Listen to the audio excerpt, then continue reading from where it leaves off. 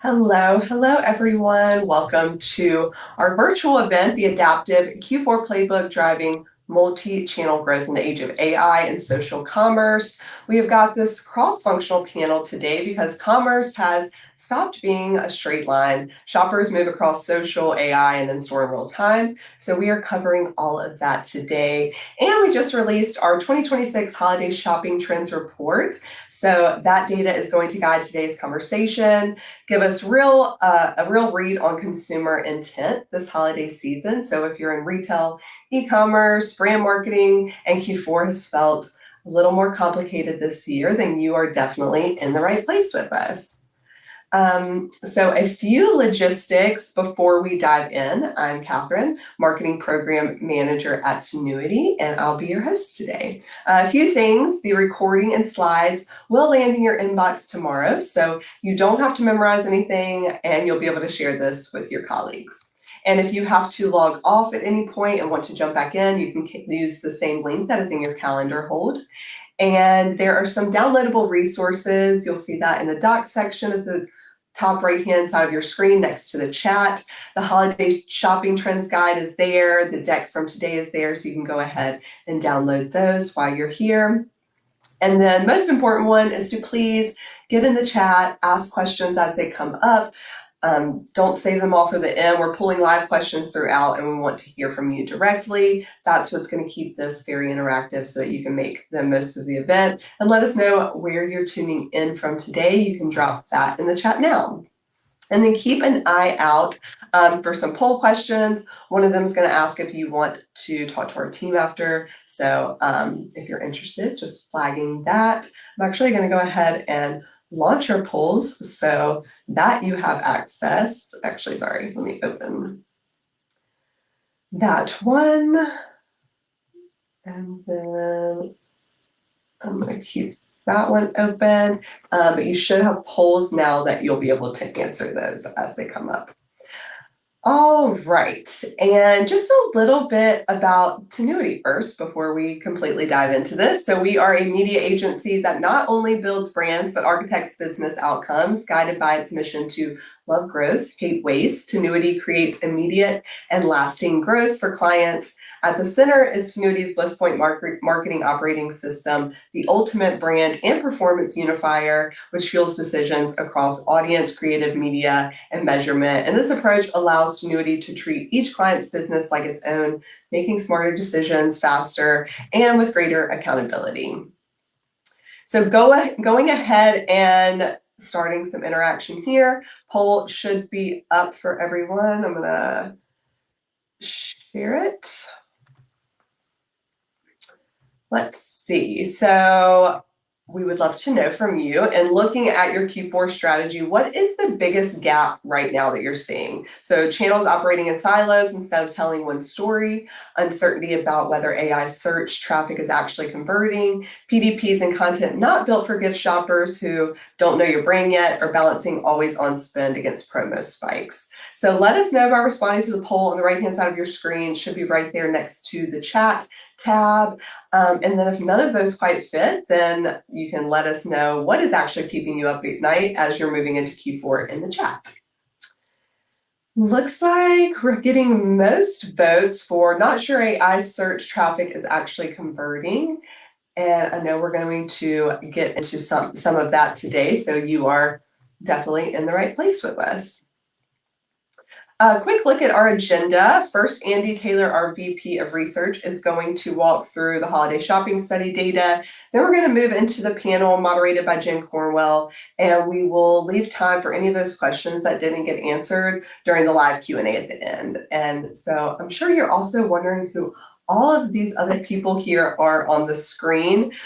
So I am going to stop talking and hand it over so that they can all introduce themselves. Andy, I will go ahead and kick it to you first. Thanks so much, Catherine. Andy Taylor here, Vice President of Research at Tinuiti, charged with keeping tabs on the more than $4 billion in annual ad spend under management we have here at Tinuiti across search, social, streaming, display, and more, as well as running our proprietary surveys, some of which we'll be running through today with those holiday survey results. So with that, I will kick it over to Jack. Hey everyone, I'm Jack Johnston. Our head of social here at Tinuiti, overseeing all things social, social commerce. And really today that means a lot of different things as the walls of social kind of break down and start to mold with search, commerce, SEO. So very, very much looking forward to talking to you all. I'll pass over to Jen. Hi, everyone. My name is Jen Cornwell. I'm Senior Director of AI SEO and oversee the SEO practice. I get to work with a lot of the people on this call. I think SEO has really revealed, especially with AI search, that search is a behavior and not a channel. Also get to work really closely with the Profound team, but I'm joining today to moderate the panel, and I'll pass it over to Nina. Awesome, thank you. So my name is Nina Rossi. I am a senior manager on the marketplaces team here, which means that I am a lead across what we call retail media. So it's all of your advertising between search and programmatic on those commerce and e-retail channels. And so with that, I will take it over to Hamna. Hi all, I'm Hamna Akmal. Similar to Nina, I'm a senior manager in the commerce media space. So kind of connecting the dots between search and display as well across some of our commerce media channels. I can pass it to Amanda. Hi, everyone. I'm Amanda Dinan, the Senior Manager for Retail Operations. And I'm here to dive into how our operations team rolls up their sleeves every day to turn complex behind the scenes work into seamless retail experiences. Passing it on to Jasmine. Hey guys, I'm Justman. I lead our AI strategy team here at Profound. Profound is the AI marketing platform for the future of what we think is the next generation of marketing. I work with some of the largest enterprises in the world to really help them figure out what this platform shift and what we think is the biggest platform shift in the history of marketing means for their enterprise today. And with that, I'll hand it over to Catherine.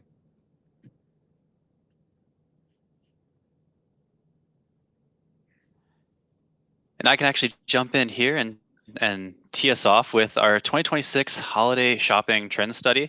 This is a report that we based off of survey results from July 2026, asking 1,000 U.S. adult holiday shoppers how they plan on discovering, evaluating, and purchasing gifts this year.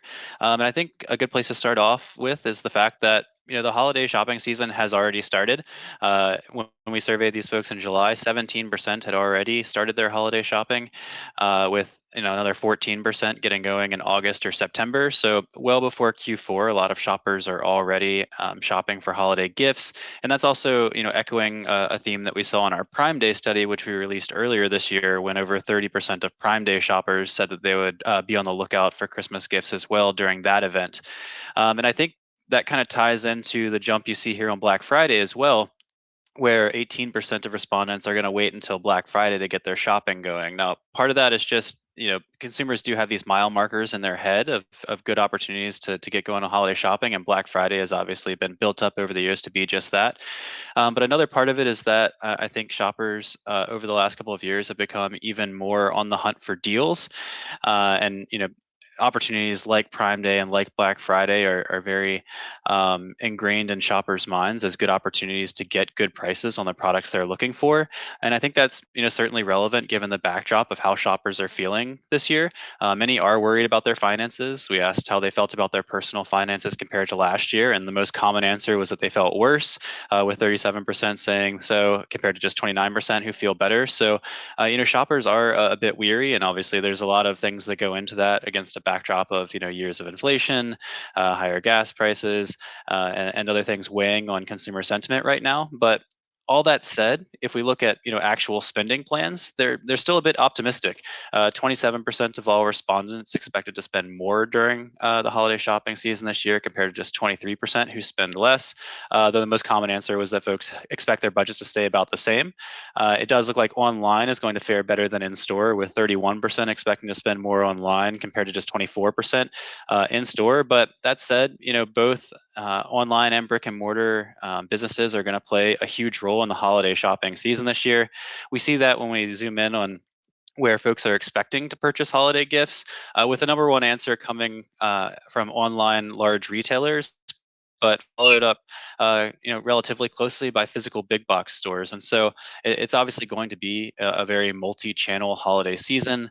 Obviously, a lot of, the in-store purchases that occur happen after online interactions, and then even once individuals are in store, they're then conducting online touch points to compare products and the like. And so it's got to be very multi-channel and very important to be able to measure how media and ad spend are working for you across those just different channels and providing sales revenue at the end of the day across those different channels. And we also see that when we look at how folks expect to discover holiday gifts this year. In-store displays and signs were the #1 chosen channel for discovering holiday gifts, but followed not far behind by search engines, social media, and online marketplaces. Now, a few things to call out about this chart. Social media in particular is a huge part of product discovery for Gen Z, with 55% selecting that as a channel that they would discover holiday gifts this year. That was their top option. So certainly some big generational differences here, and something that you'll need to take into account when you're considering these different channels for your own brand. Additionally, I think if a casual recipient of this chart were to zoom in on television and streaming video services as kind of the indication of how important video is, they might see it as not that important, since it is 5th and 7th on this list. But I think that kind of misses a bit of the nuance of some of these channels, in that if you think about in-store displays and signs today, there are many digital screen options that are showing video around the clock, and so that is actually touching video these days. Social media is obviously heavily tied into video, with TikTok videos, Instagram Reels, YouTube Shorts, all providing huge shares of social impressions over time. And so I think this is also a good indication that video has become a much more important part of strategy when it comes to making sure you're discoverable during the holiday shopping season. And one channel that doesn't necessarily jump out in the results when you ask questions about, where are you expecting to discover holiday gifts, or where are you expecting to search for holiday gifts, is AI. But that's not to say that it's not playing a massive role for a lot of shoppers. 57% of all of our respondents did indicate that they will be using AI in their holiday shopping this year, most commonly to search for products and to find product deals.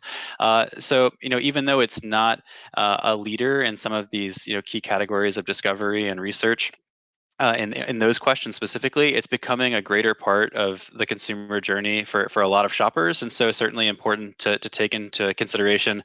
And obviously, a lot of folks in this webinar are already very tuned into that, given the results of the poll earlier, and wanting to understand how AI results are driving sales revenue. Now, a lot of this usage is going to come in the form of more widely used general platforms like Gemini and ChatGPT and the like. But that said, retail AI assistants are starting to gain traction. Nearly half of all respondents indicated that they do expect to use retail AI assistants during the holiday shopping season for shopping-related tasks. Gen Z and millennials, much higher share, naturally at 61%, with Amazon Alexa for shopping leading at 31% compared to 26% for Walmart Sparky. And I think this is a trend that's going to continue to grow. One, as shoppers get more and more accustomed to using these types of assistants, and two, as the platforms themselves, weave in these experiences more natively and shift users into AI assistant experiences, even in some cases where they're not aware of it, in order to provide them with better results. And so certainly a trend to keep an eye on as well, beyond those general use AI platforms, are these retail AI assistants that are growing over time. And before we kick it over to our panel, I wanted to make a key point as well, that the shopping season doesn't just end on Christmas Day. There's a lot of opportunity during the period that a lot of folks refer to as Q5, which is typically the period between Christmas Day and around mid-January, where folks are still purchasing. And from our survey, we found almost half of all respondents expect to take advantage of end-of-year sales. A lot are going to be using gift cards that they received during the holidays, or purchasing discounted holiday decorations. And while only 12% expected to purchase products related to New Year's resolutions overall, that jumps to 20% for Gen Z. So again, particularly for those brands that focus in on products that might be related to New Year's resolutions. Certainly an opportunity there to get in with young consumers. So all that to say, we shouldn't just consider this, an event that ends with Christmas Day, make sure you're staying active and staying in front of folks as they're making those purchases after the big holiday. And with that, I will kick it over to our esteemed moderator, Jen Cornwell. Thanks, Andy. And thanks for walking us through that study. I think there are two major takeaways that are really interesting. 57% of holiday shoppers say they're using AI tools this year. So understanding what your visibility is there, what your strategy is, and approach to that. And then the other is for Gen Z, over half are discovering gifts on social media before they even get to a search bar. So back to my original point of search as a behavior and not a channel, how do we start to translate what the funnel looks like now? So the legacy funnels that we built strategies around doesn't exist in the same way it did previously. It's not always awareness, consideration, purchase in that direct flow. It's someone discovering a product while they're scrolling on TikTok, or then they're asking ChatGPT for gift ideas. Maybe they're price checking and comparing across Amazon or Walmart before they buy. What other places are they being introduced to other brands and other ways to discover your brand? But every one of those moments is shoppable. And so the purchase is one click away at this point, no matter where it's happening.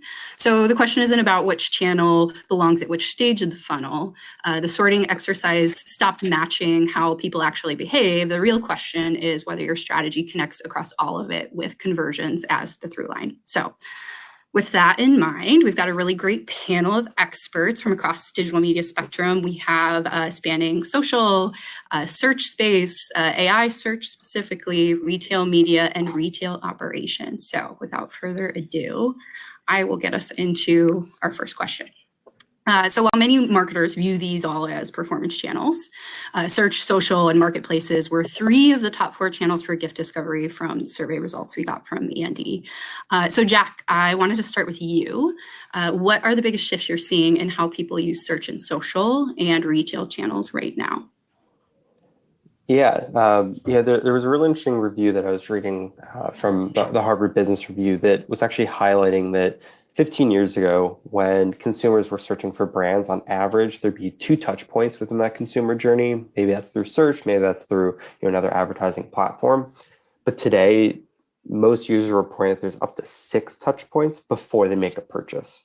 The consideration cycles aren't necessarily longer, but there's way more inputs. Media is getting consumed faster. Folks are looking to get that validated. Reddit has very much been an emerging platform that not only is fueling a lot of the SEO results, but is also becoming, sort of a validation index. If as long as we're okay to keep this amongst our group of friends here, but I always give this example that last year I was buying a water bottle, and very simple. Was looking between a couple brands, but for some reason I didn't feel comfortable buying one until I went to Reddit just to do a quick search to make sure there's no gotchas with the product or people didn't have negative reviews. And I actually discovered a brand that wasn't even in my consideration set.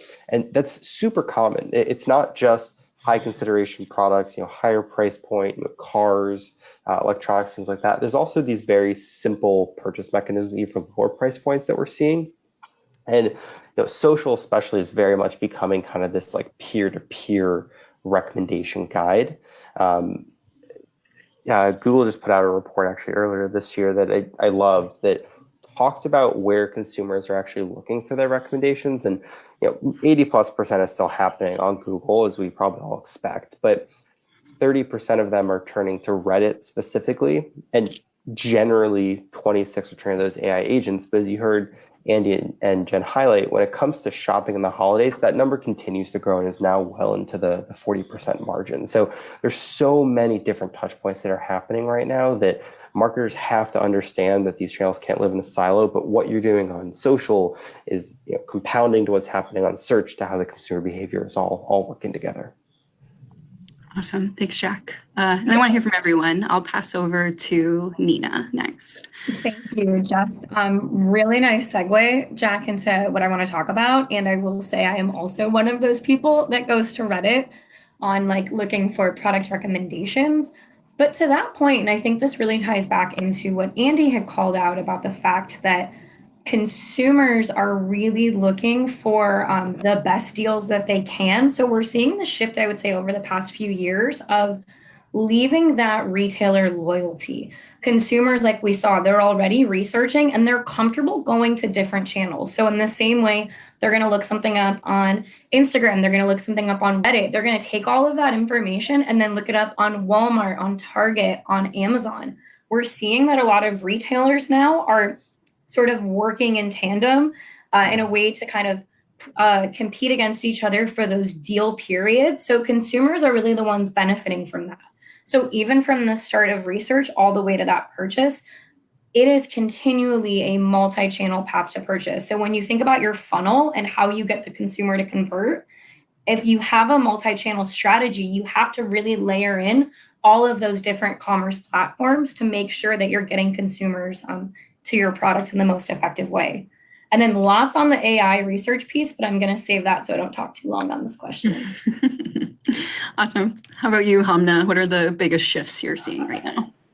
Yeah, I think kind of echoing Nina, but also something we've observed the last few years is people are definitely waiting for that sale period, right? Like we live in a very price sensitive world right now. Like Andy was talking about, people are worried about their personal finances, but that doesn't mean they're not doing holiday shopping. They're not spending less, they're just spending a little smarter. So that means finding the best deal, whether that's at Target or Amazon, and they're anticipating those price increases. So not underestimating our consumers, making sure that, they actually are understanding where those price differences are coming from, but also just understanding that the holiday sale is even more important for that reason.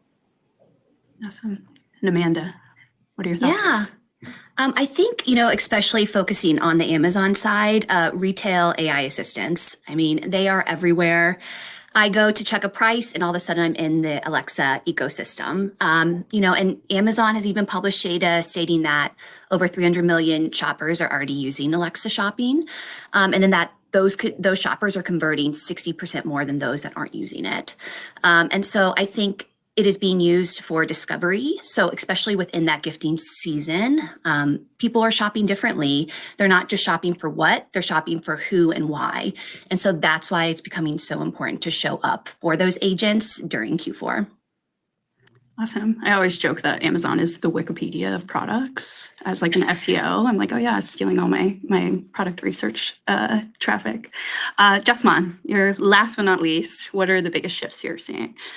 Yeah, I think from our vantage point at Profound, what has been most striking for us has been the pace of adoption of agentic search or AI search, if you will.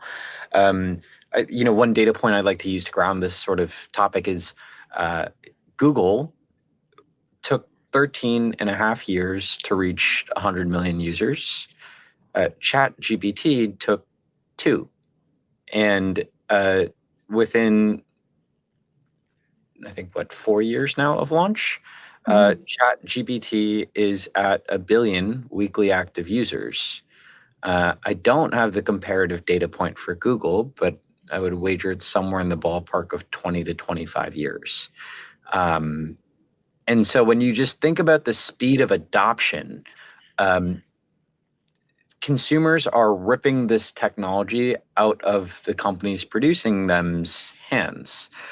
Which means that the pace at which your marketing strategy needs to adjust is actually exponentially greater than even that adoption curve, because you need to meet the customer where they are ahead of time.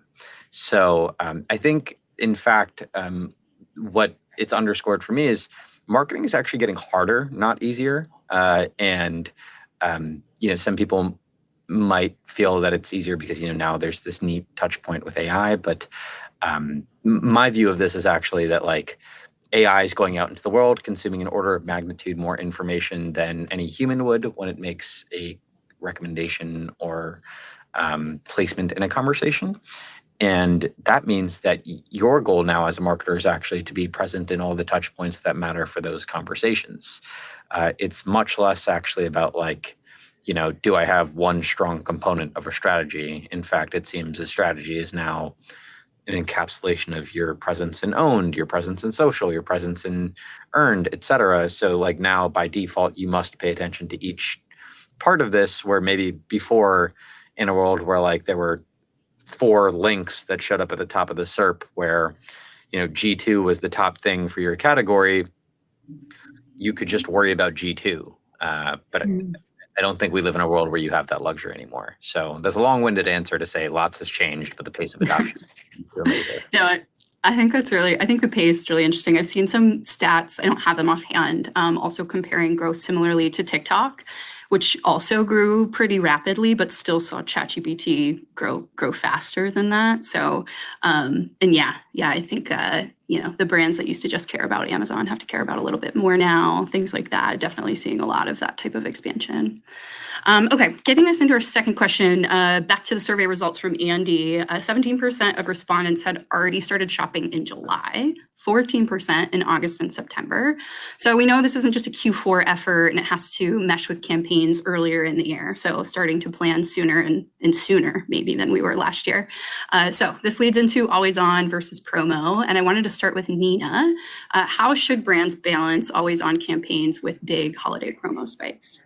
Yeah, I just want to say for as many things in this conversation that are so innovative and so how are things shifting, something that continues to be a foundation of your advertising strategy is needing to have your always on campaigns to build relevancy, to drive insights and learnings that you can then apply into your holiday specific campaigns.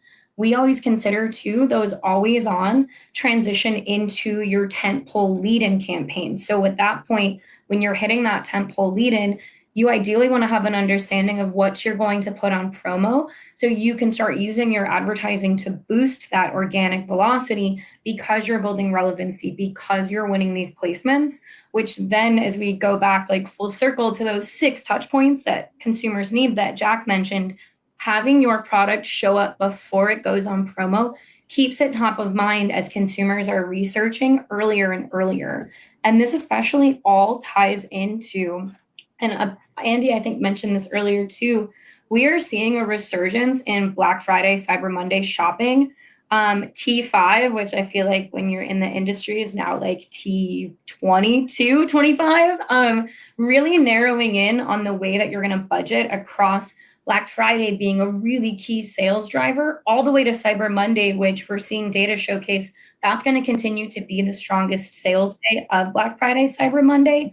So it's all about setting yourself up for success. When you think about it in the same way consumers, are trying to be cost sensitive as advertisers, I think all of us are doing that same due diligence to both our clients and our own brands. So you really want to make sure your dollars are working smarter, not harder. So when you're leveraging always on to drive those learnings, you're sure that you're flighting your keywords, what campaigns you're running are really, really tight going into your holiday season. Thanks, Nina. Hamna, I'll pass over to you. What are your thoughts for planning? Yeah, kind of similar to what Nina said. I think the one thing I'll add is that it kind of feels like we're in an evergreen holiday period. There is always a sale. And so part of what goes into that is, never turning off your media. It is always on because of that. But one thing I want to just start as a foundation as well is that always on earns the audience while your promotion kind of harvests it. If you cut one to save money for promotional times, you're kind of already shrinking that pond. And so you're not setting up your foundation for the tentpole to kind of hit its maximum. Audiences will be smaller, relevancy will be down, and it's really hard to build that in a very short period of time if you're waiting for 2 or 3 days before Black Friday. Start early so you can harvest the promo period. Awesome. And Amanda, I'll pass it to you. Yeah, from the operations side, we are always auditing, but Q4 is our Super Bowl. So we are hyper-focused and really, the work has already started.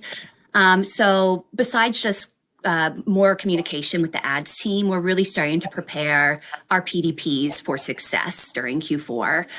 So right now we're already auditing inventory levels by ASIN, we are making sure at least 8 weeks out from inventory deadlines that everything looks good.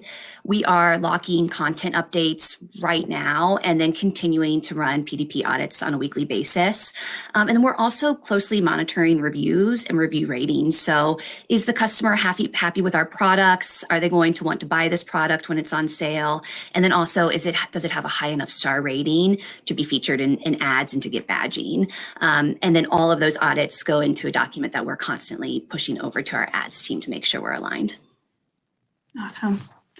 Great. I'm going to hop us into our next question. How do you start to think about building a surround sound creative strategy without just copying and pasting the same assets everywhere?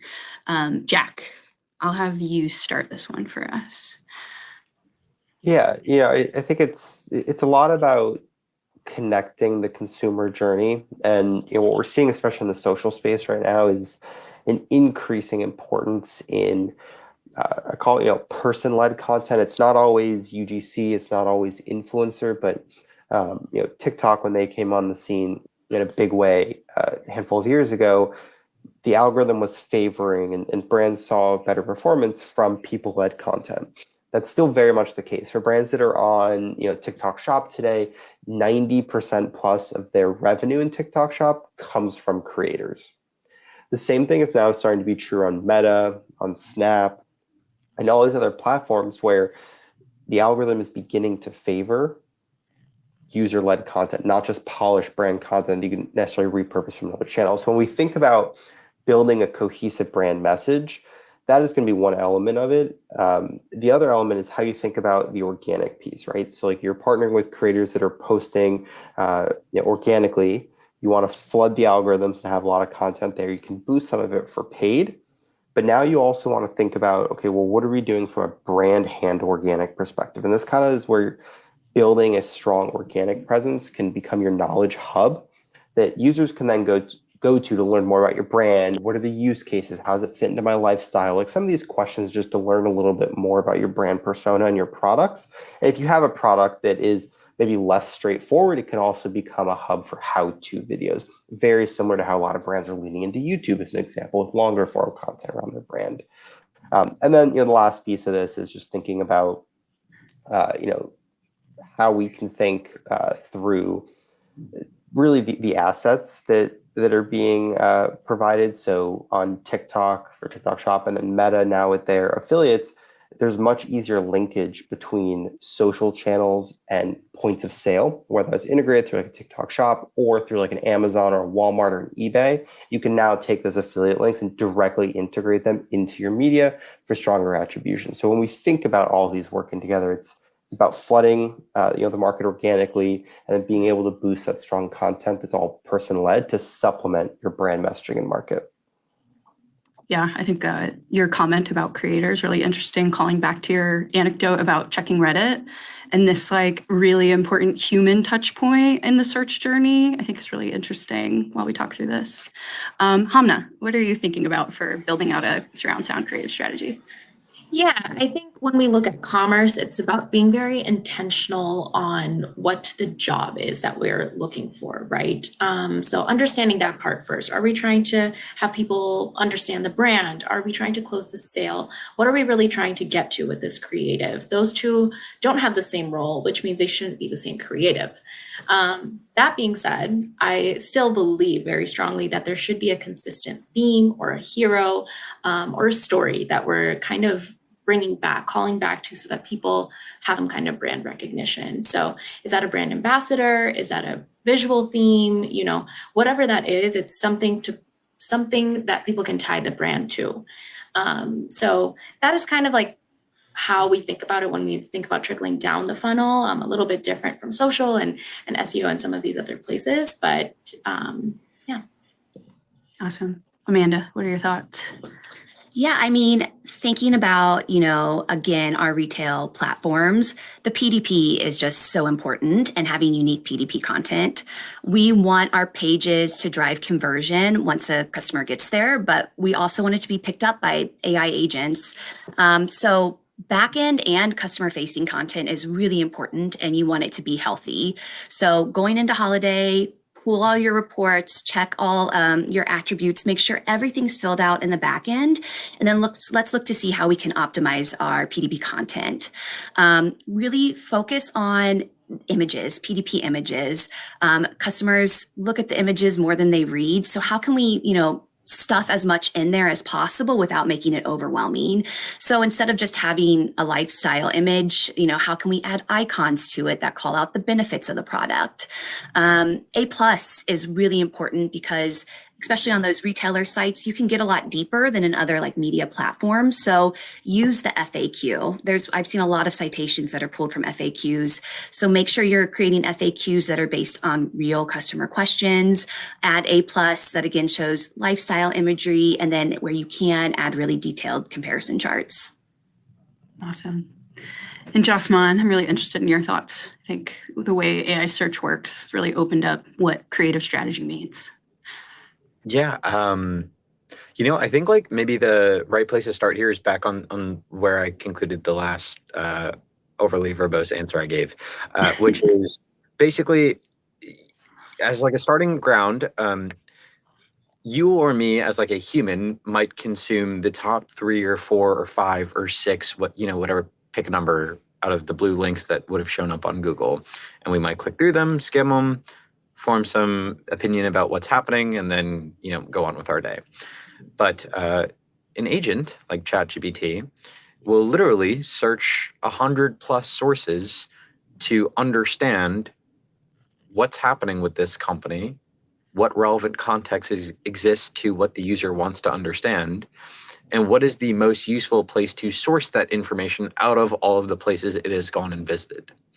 So if you think of that like maybe more literally, it means your PDP is marketing. It means your social posts are marketing. It means your Reddit threads are marketing. It means your blog posts are marketing. Like everything that an agent can access to talk about you and form an opinion or conclusion about you is an opportunity to appeal to its preferences and market to it, right? So maybe more literally, when I think about surround sound, in my head, I'm thinking about like, what are all the places that agent attention for my category is going to, and how can I appeal to the agent in those places, right? So if owned content takes up 10% of all of ChatGPT's information diet, it actually becomes the case that like I need to spend a lot more time thinking about what I'm marketing in my PDPs to appeal to those agents.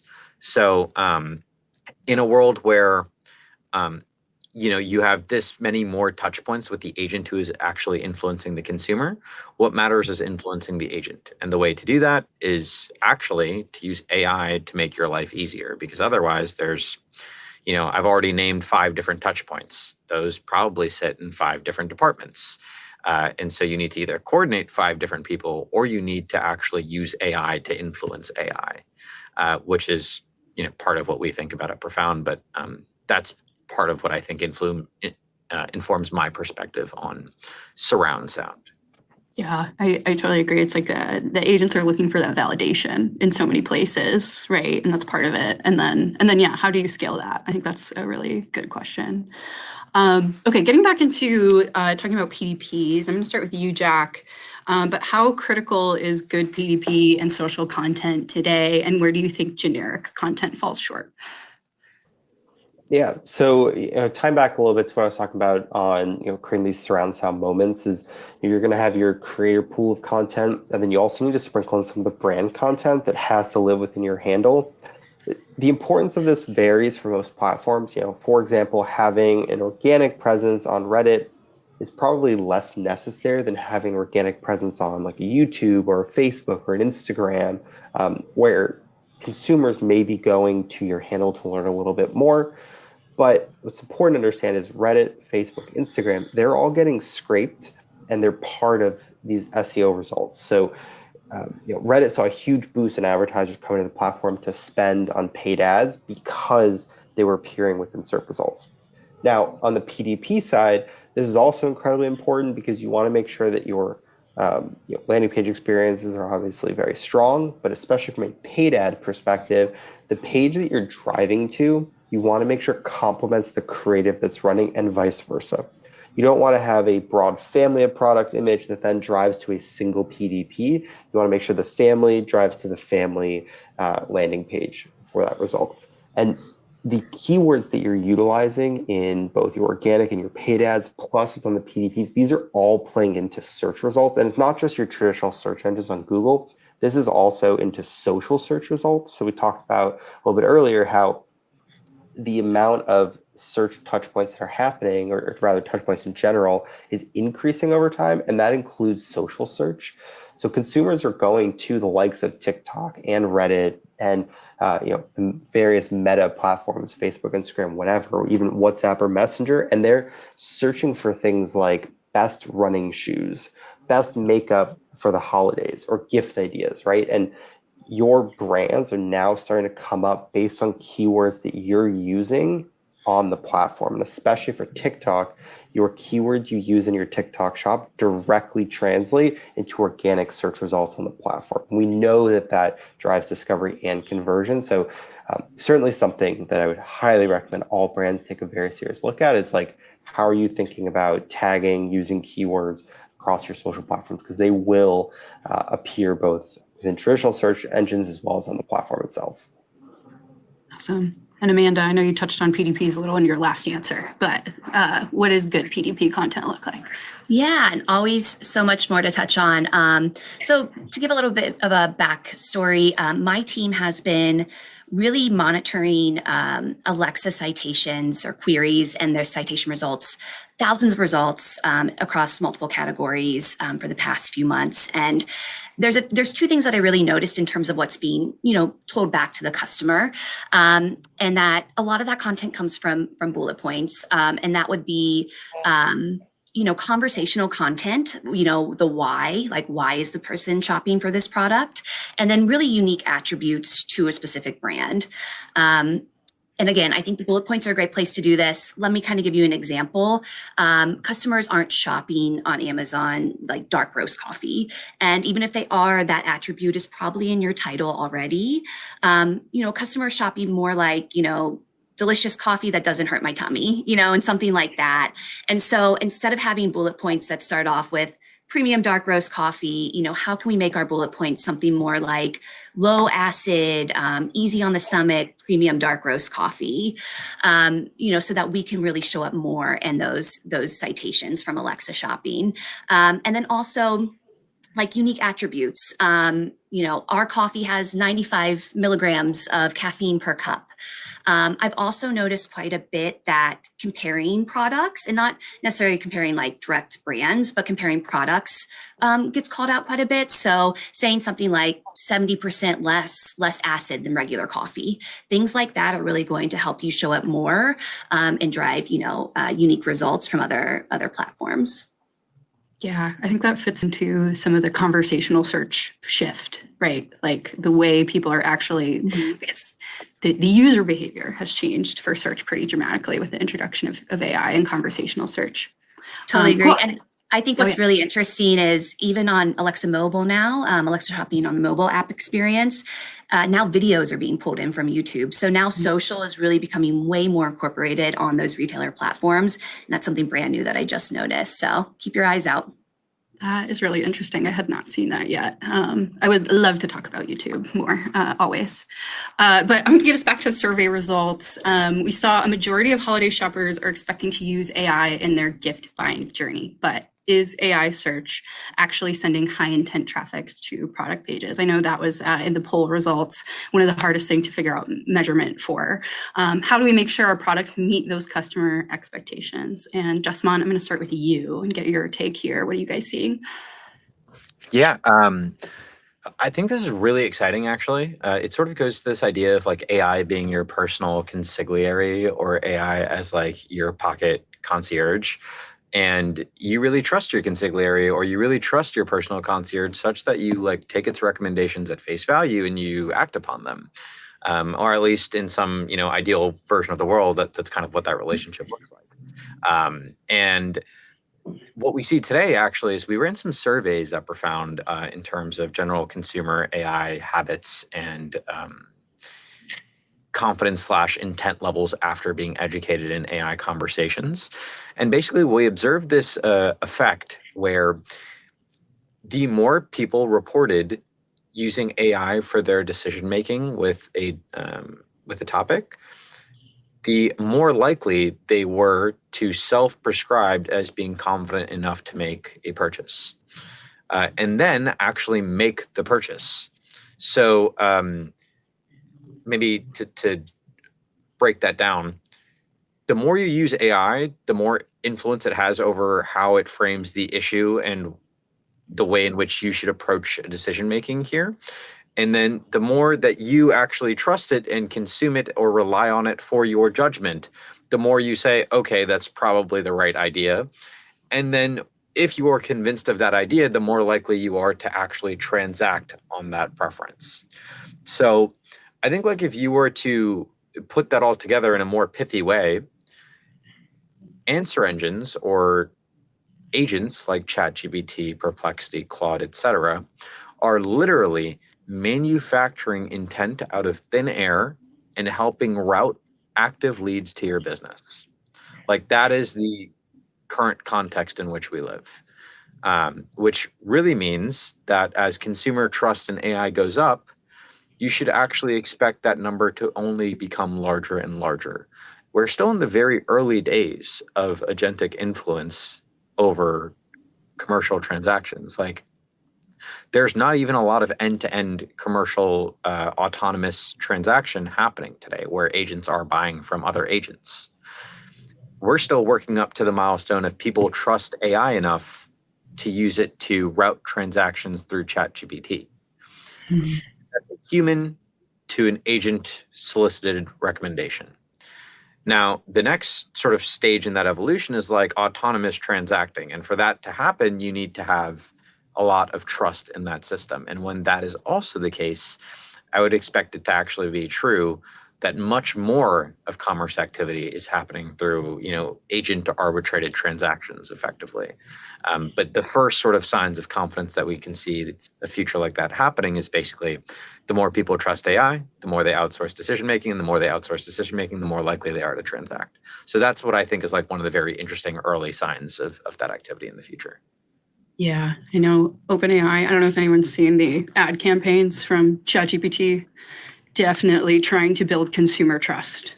A lot of, they do a lot of conversations with the elderly and some other ad formats that are definitely not for like your business enterprise marketer. It's for the real people trying to win that trust back. It's a really interesting take.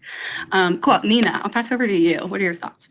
Yeah, so I think going off of Jasmon's conversation and topic about building that trust, we've actually, I read a survey that said 1/3 of US consumers are willing to delegate a curated gift purchase to an AI agent. So again, to that point, we really are seeing this trend of consumers building more trust with their agents. And that's both agents that are on the retail sites, which I do think those are a little bit lagging behind your like OpenAIs, your ChatGPTs. And then to that point, the more consumers trust and feed data to their agents, and the more agents are, for lack of a better way to say it, instructed to go out there and understand, purchase decision making to bring recommendations back. I think another cool study I looked at. So takes me a second to talk through this. So when comparing Prime Day 2025 to Prime Day 2026, AI specific traffic increased 50% year over year. And then when you look at going into, because I think this is a really big one, going back to the like initial survey results, that traffic converted 40% better than traffic from other sources. So we really are seeing the more that trust is in place, the more that AI traffic is really getting to that conversion for advertisers. And then to that point, it also the year before, AI referral conversion was 23% lower than other traffic sources. So again, it just showcases the really rapid growth of AI and the importance of considering that into your strategy for your Q4 as a whole. So those are just some really big components that I like to bring up when I'm talking with my clients on like the way to utilize AI and the way to look at AI within your strategy of where traffic's coming from. And then going back to like, I'm always going to come from the retailer lens. So thinking about that retailer AI in the same way that I encourage my clients and I encourage all of you watching to really think about that like multi-channel path to purchase when you're thinking about what data and what information about your products is going to be important to help drive that AI recommendation. You need to think about it from two levels. You need to think about your chat GPTs, your OpenAI, those more general cross-platform agents, but then also thinking about how is what you have on your specific PDP, to Amanda's point, on your specific bullets within a retailer site, how is that going to help drive information to those retailer specific AI agents to make sure you're capitalizing on traffic that is going to come from both? And I think we're talking about it. I know it's something we're going to keep bringing up and you're going to keep hearing, but you can't ignore AI in the retail space at this stage. It is just so quickly adopted that when you think about how you're going to optimize your pages, you have to look through both those lenses. Awesome. You touched on great segue into our next question, which is how do we make a cohesive story with all of these siloed channels, maybe things that have been traditionally siloed? How do they bring them all together? Multi-channel orchestration is key. It's my favorite thing to talk about. It's the biggest thing I recommend with my clients. It's really making sure that when you are sharing twofold, the first thing, when you are planning your marketing strategy, you have to think about where consumers are and the understanding that they're going to come from different channels, but they're going to hit those different channels at any given point. So going back to what Jack had talked about with when you think about social posting, so much of that is about understanding the messaging that's coming from your content creators, that's coming from your social team. How does that speak the same language and tell a similar cohesive story to what you're seeing in your programmatic ads that are on the open web, to see your sponsored brand ads, your sponsored brand video that's going to be on your retail site? So it's first of all thinking, how do those pieces and parts work together? But then I encourage teams, like this is a big component of Tinuiti. One of the things that I love here so much is we really build that cross-functional collaboration. So for us, it's not only like we don't want our consumers or we don't want our clients to think about these different channels as siloed. We can't think about them as siloed. Your business cannot think about those as being siloed. So for us, it's all about working together to call out like, oh, what Jack might be doing with a client and what Amanda's doing with a client can then tie into the way that I'm going to have my team target a client. So it's all about that internal work for us. And then you want to take it a step further. While, you get different metrics, what you're looking at for social performance is different than what I'm going to be looking at for retail performance, which is different, Jen, than what you're thinking about with SEO performance. So for us, it's making sure that all of that strategy, all of that measurement comes together in one cohesive report and insight for your client. It has to be really digestible, and you really want to make sure in the way that you're sharing your results with your clients, that storytelling component is key to really make sure that you highlight all the ways these different channels are working together. Awesome. I love that answer. Hamna, what are your thoughts? How do you tell a cohesive story? Yeah, really well said, Nina. I think one thing we have experienced in past tentpoles and kind of learned is Amanda and I are constantly in communication. We are best friends, especially always best friends, but especially during these tentpole events. Our teams are always speaking to each other about what is missing.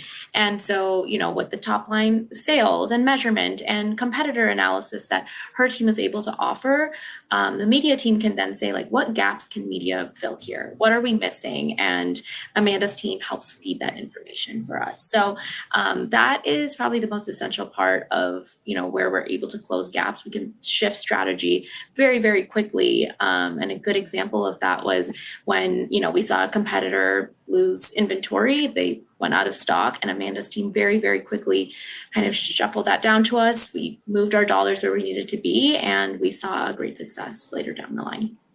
Awesome. Amanda, what's your side for the cohesive story? Yeah, I mean, Hamna covered a lot of it. There are no silos. We are one team. We are always working together.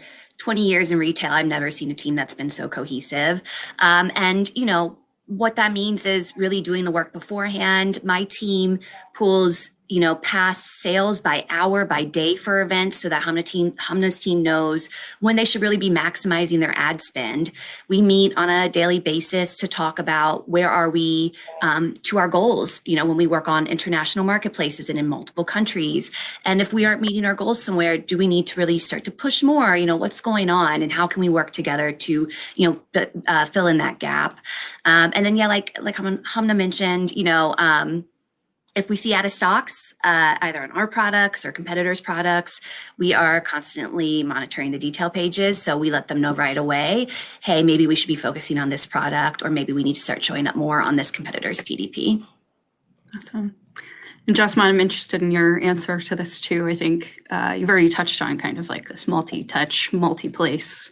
What does orchestration look like for that? Yeah, I think when I think of this question of like, how do we get to one cohesive story? My answer is actually way more literal than I think most people's will be. I think the reason I say that is because when LLM search, there was this explicit thing that we saw, I think, with the introduction of ChatGPT 5.4.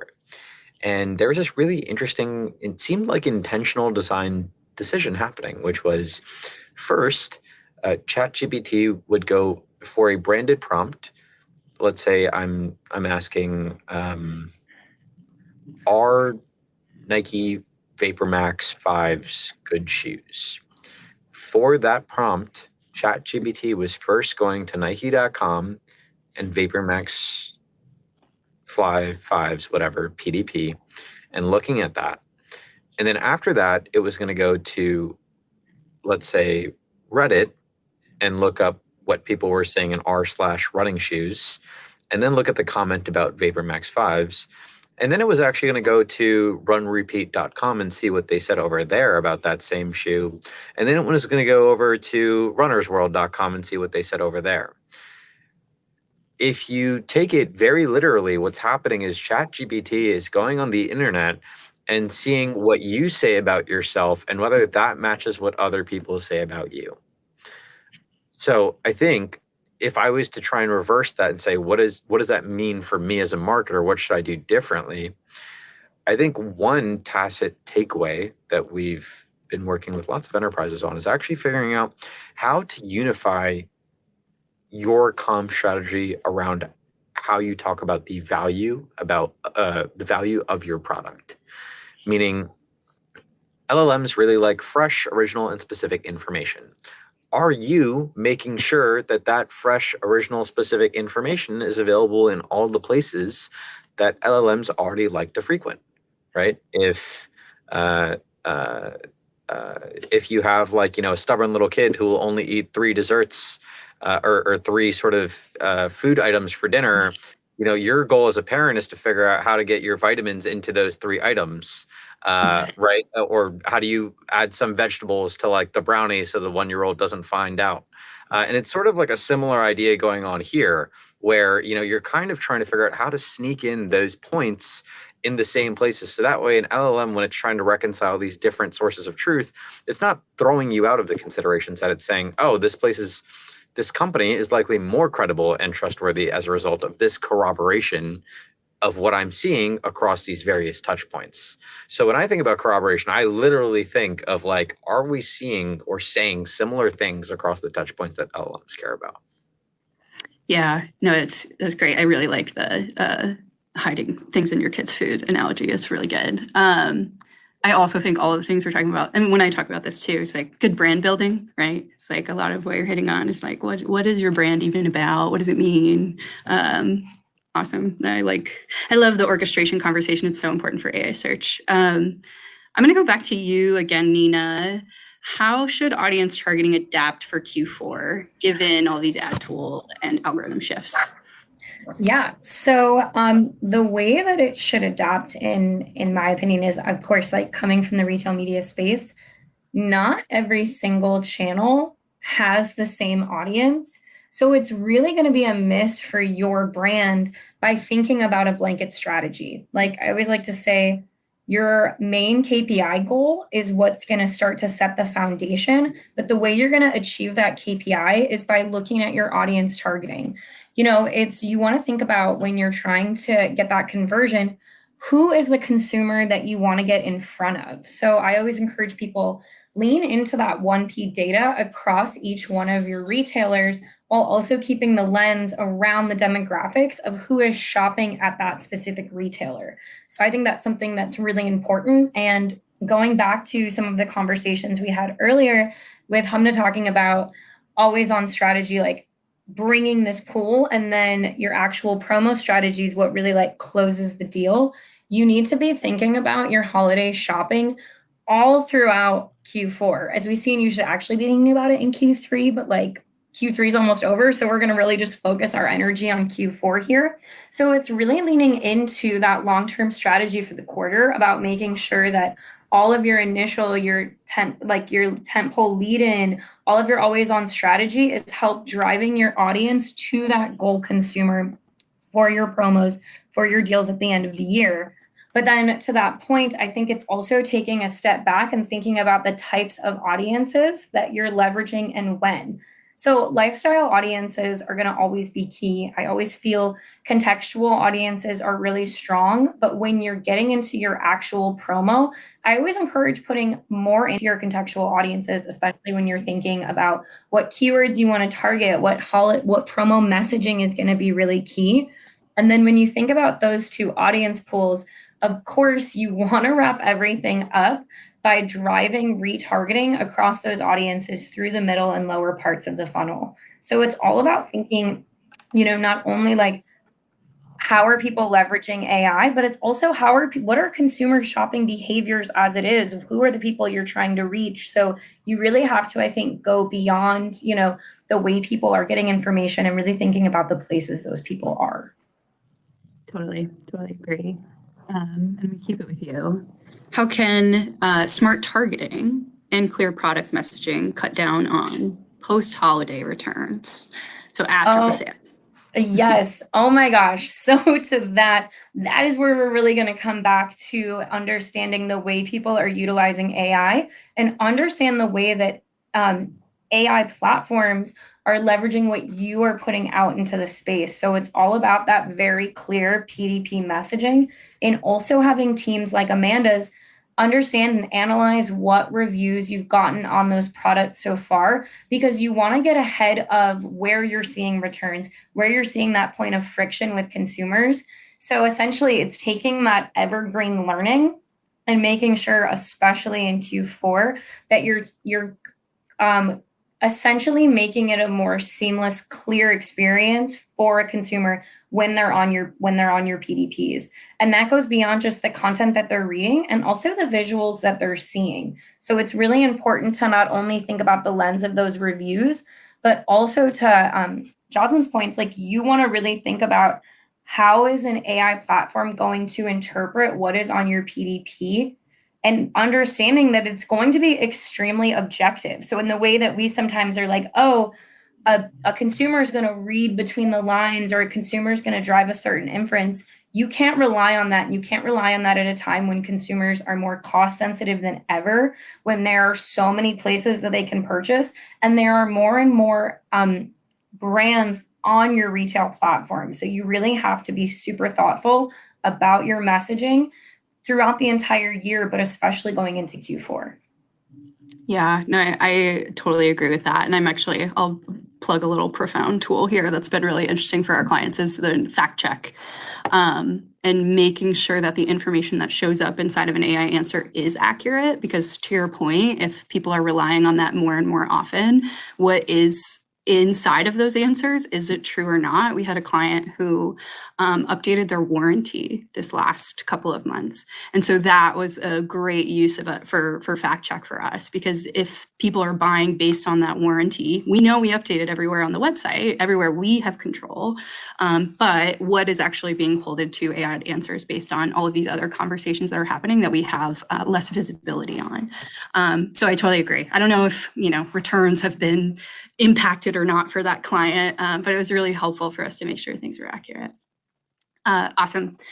Well, to wrap us up, I'm going to start in reverse order, but I just wanted to get a one sentence POV or a final takeaway for holiday planning for each of you. So going into Q4 and maybe potentially what we're calling Q5.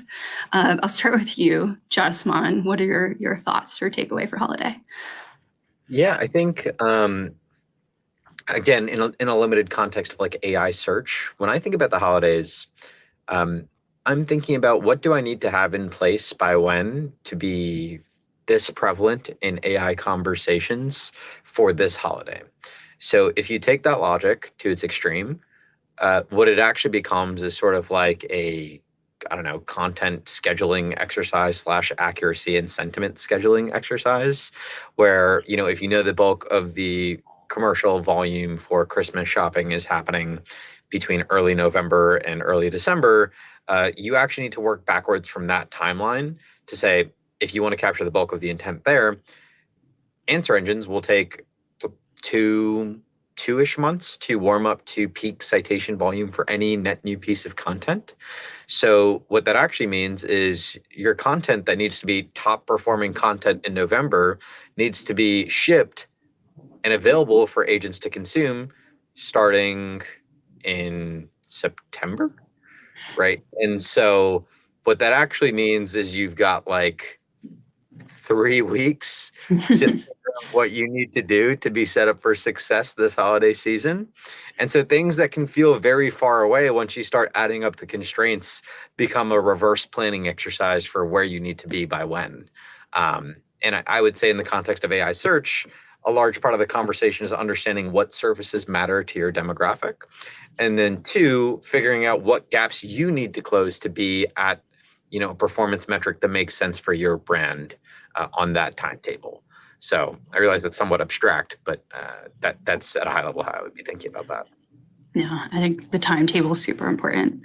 Even before AI search, my paid friends were like, "How was your Q4?" I said, "Our Q4 happened in Q3." So we had to have everything ready much further in advance. Awesome. Amanda, I'll pass over to you. What are your final takeaways?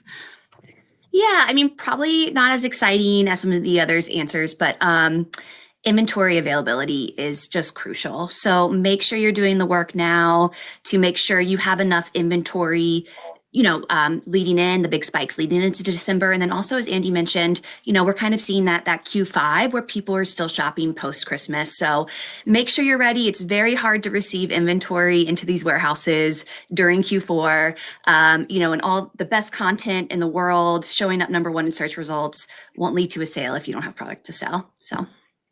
Awesome. Next, Nina, what is your big takeaway? I am so stoked I got to go after Amanda. I cannot give enough snaps. If you do not have inventory, all your advertising efforts are going to be for naught. So inventory is so key. My other takeaways outside of listening to Amanda is also keeping in mind that, as we've really said, just to hammer home, you need to give Q4 and the entire holiday season all your TLC, all your pre-planning, and all your prep. But it's really key to remain agile in your learnings during this time when you're thinking about your advertising strategy, and pivot is needed. You don't force what isn't working. Of course, you want to give things a few weeks, but you only have so much time to reach consumers. So be willing to pivot as you need to. Don't force things. And then finally, when we talk about consumer behavior, you really want to meet those cost-sensitive, busy consumers where they are across the internet to make sure they have a really seamless path to purchase experience. And then you want to reach them because it is really key to make sure you're retargeting them in Q5, Q1 to make sure that you're reinforcing that brand loyalty outside of the holiday trial. Great. I think agility is important in all of this, probably a little bit, but having a plan also critical. Havna, what's your takeaway? Yeah, kind of echoing Jasmine, but starting early, right? We get early signals from brands that don't necessarily discount the hardest, but are top of mind for us because we're seeing them, we're browsing, we're in back to school right now, but heading into another sale period. And so people are always waiting and looking and browsing, and we want to make sure we capture that intent early with the right creative strategy and our optimal audience strategy to build those wish lists and our carts while the competition is cheaper and lower. Great. And Jack, last but not least, what's your takeaway for everyone? Yeah, I mean, I think just to put a bow on what everyone said, holidays are starting earlier, they're becoming more agentic, there's more touch points in the consumer journey. So, biggest piece of advice is just plan, take advantage of each of those different touch points and figure out how you can win at scale and put that plan in place early and often. I think if you walk away with all of that, you will be in a very good spot heading into this holiday season. Awesome. Well, thanks, guys. Appreciate you all participating today. I do have a quick list of some key takeaways, some things we talked about. Rating for the question and not the keyword. So when you are considering your PDPs, or even the way people are searching for your product generally and what that starts to look like, what is more semantic, what is more contextual and conversational. I think this example from Amanda was great of, what coffee won't upset my stomach versus searching for dark roast coffee. I will say anecdotally, we saw one of our beauty brands where they were describing their lip oil as hydrating in all of their product descriptions. When we went through the customer reviews, we saw that people were actually using non-sticky much more often. That was their favorite thing about the product. So I think understanding how are people talking about your products and how does that translate into optimization is really critical. We know AI agent shoppers convert 60% higher. That's some data from Amazon that I believe Nina shared with us. So gifting season, where people shop, by who instead of what, and where do you need to show up in those moments. Always on earns the audience, promo just harvests it. So cutting always on to just fund that promo spike and starting to think about what that shrinking pond looks like when it's smaller, less relevant, harder to rebuild. The best creative can't sell what's out of stock. So I think we got doubled down from Amanda and Nina. Inventory is so critical for any marketing strategy. You want it to lead to something. I will say I got an ad from a brand on Facebook or Instagram the other day and I clicked on it and it was a 404. Maybe make sure your website is technically healthy and sound as well so people can actually access the products. And then LLMs believe what you say about yourself at scale. So what are all of those touch points about your brand online, to Josmon's point of where do those conversations live that are highly relevant to your category? I think, G2 is probably not for the commerce folks, but definitely for the B2B folks. And then inside of commerce, what does that space look like if you're in electronics versus beauty versus health and wellness is all going to be very, very different. So how do you start to acknowledge that and align it across all of these channels?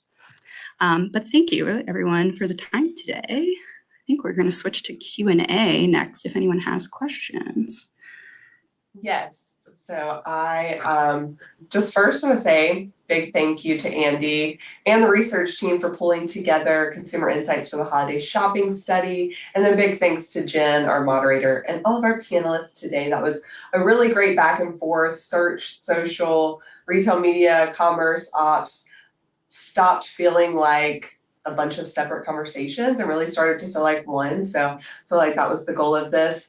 I do want to see if we have anything from our audience.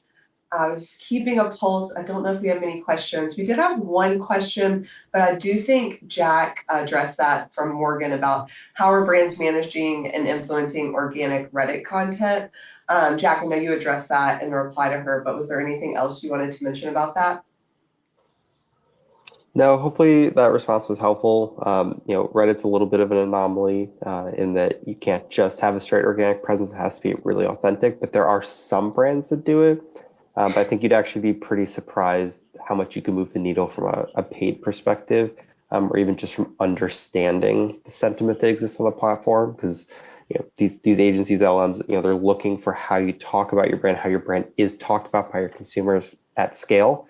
So, Tinuiti has some tooling, Reddit has some tooling that, we can look at this and understand the sentiment. So if you're curious on what that looks like for your brand, please feel free to reach out. Happy to pull a quick report for you. Awesome. Thank you, Jack. Going once, going twice on questions. All right. Well, while you are here, I do encourage everyone to download the Ungated Holiday Shopping Study. That is in the Docs tab on the right-hand side of your screen, right next to where you see the poll. A lot of great info beyond what Andy was able to touch on today and what he did include. So download that while you're here. And then really just wanted to say thank you to our audience for being here. We hope that you are walking away with a plan for Q4 that feels less overwhelming than maybe it did earlier today. And if you still have questions, please feel free to reach out to our teams. We hope you have a great afternoon, and thanks again to all of our panelists. Thanks, everyone.